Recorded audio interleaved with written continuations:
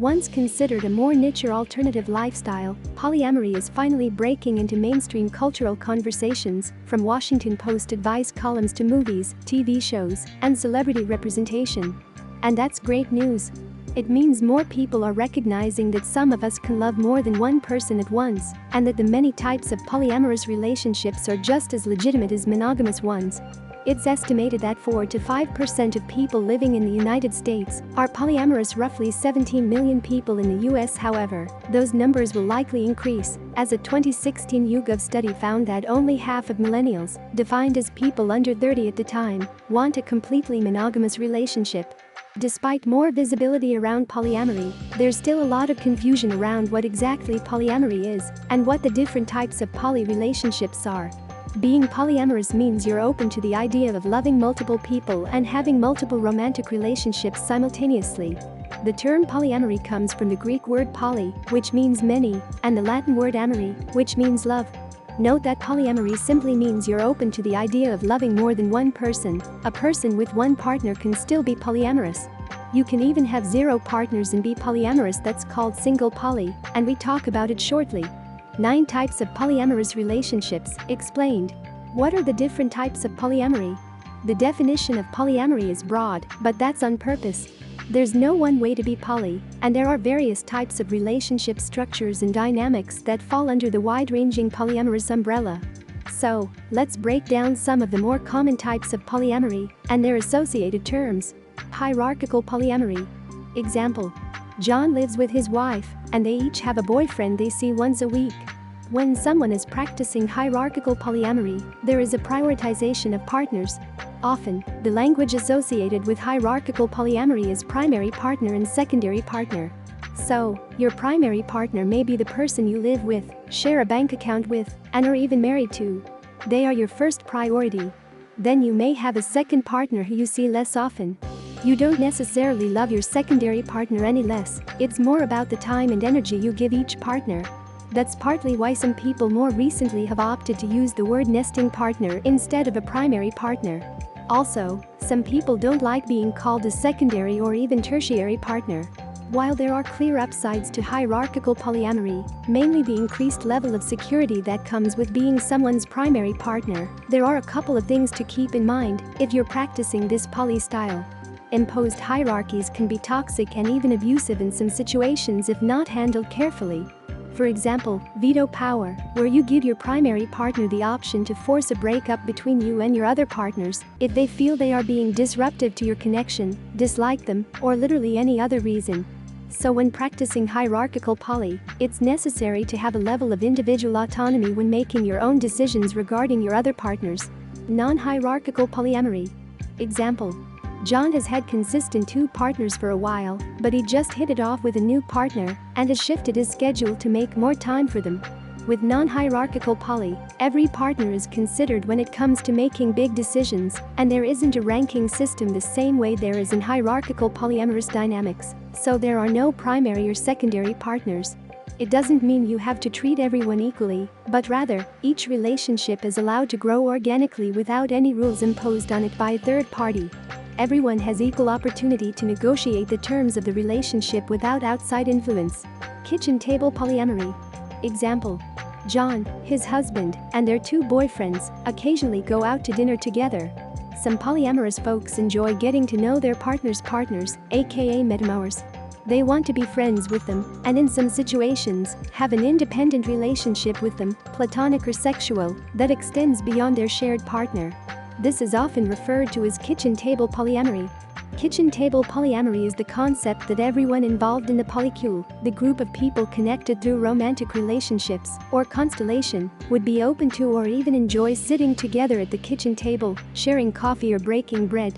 Folks who identify with this type of polyamory want to know and be friends with their metamors. Parallel polyamory. Example: John has a wife and a girlfriend, but his wife and GF have never met in person.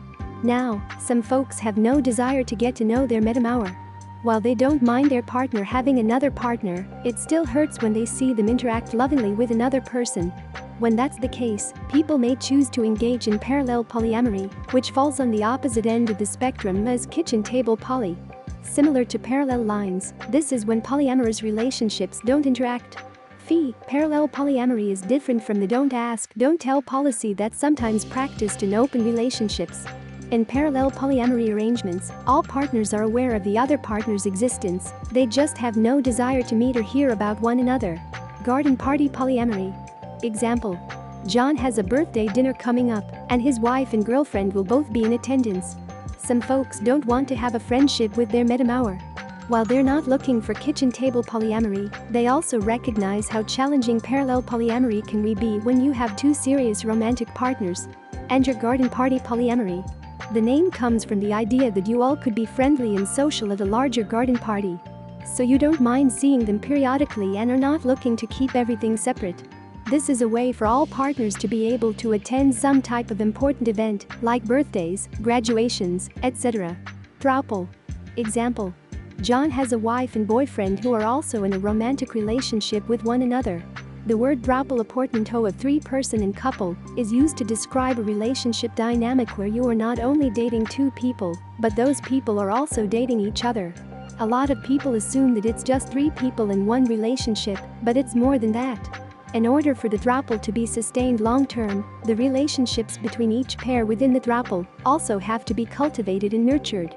You can be in an open throuple, meaning that in addition to your two partners, you have other people you're romantically involved with, or you could be in a closed throuple, where you're monogamous with your two partners. There is also a four-person equivalent to this called a quad. Polyfidelity. Example. John's wife and boyfriend aren't dating anyone else, nor are they seeking any other forms of sexual romantic relationships. A closed throuple is a good example of a polyfidelitous relationship. Polyfidelity is a romantic or sexual relationship that involves more than two people, but these people are exclusive with each other. This could include a group relationship of three or more people that is closed to any additional outside partners, or it could be a person who has more than one partner and their partners are not dating each other, but they are also closed to additional relationship. Solo polyamory. Example. John has multiple partners who he loves and values, but he lives alone, and his biggest focus right now is on his career. Solo polyamory is defined in two different ways by the solo polyamorous community. Some people define solo polyamory as the practice of living an independent, single life while having multiple relationships. So a solo polyamorous person may choose to live alone or with a friend, instead of with a romantic partner. While they may not get married or co-parent with a romantic partner, they still form very committed relationships. Other people define solo polyamory as the life philosophy of prioritizing yourself and being your own primary partner, and are less strict about what it looks like as a lifestyle. Single polyamory. Example. John is currently single, but knows that his preferred relationship dynamic is one that is polyamorous with multiple partners. Single polyamory is simply a person who is polyamorous, but currently has no partners. They may want to be hierarchical, non-hierarchical, solo, or whatever else. It is not a relationship structure in the same way that the other terms are, just a descriptor for a person who is polyamorous but single. You might be wondering why someone may identify as a single polyamorist if they're not in any relationship. The reason is to illustrate to dates and potential future partners that you are someone who is polyamorous. If that person is looking for monogamy, you're not going to be a fit because even as you begin to fall in love with this person, you will still date and potentially fall in love with other people. Relationship anarchy. Example. John has multiple partners, friends, and lovers whom he values and loves. He doesn't treat one relationship more seriously just because they're romantically sexually involved. Last on our list is relationship anarchy, RA, which is kin to a big fuck you to any relationship structure.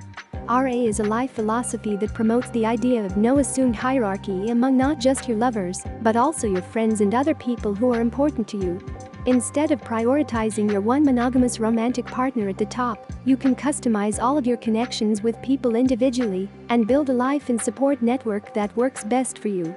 Relationship anarchy does not automatically assume that romance is inherently more valuable, important, and life-affirming than friendships. It also takes away all the assumptions about what you can and can't do with certain connections. You could co-parent with your best friend, live separately from your romantic partner, and so on, as long as it works for the people involved. While relationship anarchy and non-hierarchical polyamory sounds similar, that is an important distinction. Non-hierarchical polyamory is a relationship structure, whereas relationship anarchy is a life philosophy. Relationship anarchy can look like whatever you want it to.